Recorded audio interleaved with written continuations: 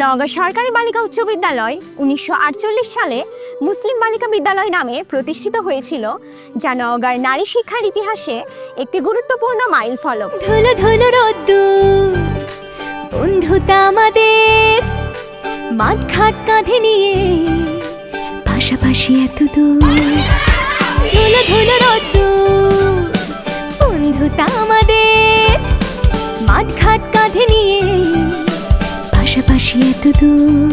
1970 সালে এই বিদ্যালয়টি সরকারি নিয়ন্ত্রণে আসে এবং সেই সময় এই বিদ্যালয়ের শিক্ষার্থীর সংখ্যা ছিল মাত্র 4 জন, এবং ধীরে ধীরে আজ আমাদের বিদ্যালয়টি এত বিস্তার লাভ করেছে।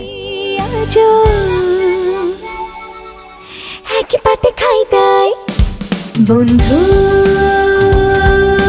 তুই আমার, আমার ব্যথার কেউ।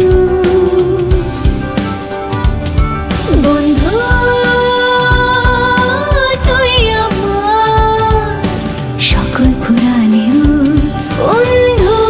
আজ বিদায় বলছি স্কুলকে, কিন্তু নিয়ে যাচ্ছি স্বপ্ন ও সাহস। শেষ বেঞ্চ, শেষ ক্লাস, এই নয় বিদায়, এটা আজীবনের ভালোবাসা। বন্ধু তুই আমার সকল পুরাণেও।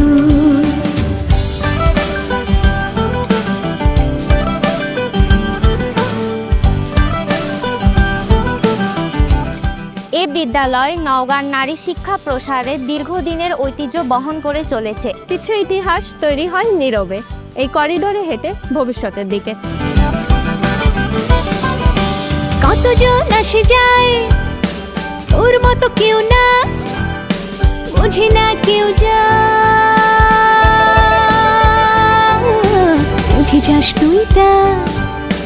এভাবে যদি দিন যাই কেটে যাক না, রোদ ছায়া রাত দিন হাত ধরে থাক। নওগাঁ সরকারি বালিকা উচ্চ বিদ্যালয়ের ইতিহাস তারিখে নয়, মেয়েদের সাহস দিয়ে লেখা হয়েছে।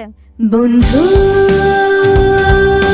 তুই আমার, আমার ব্যথার কেউ।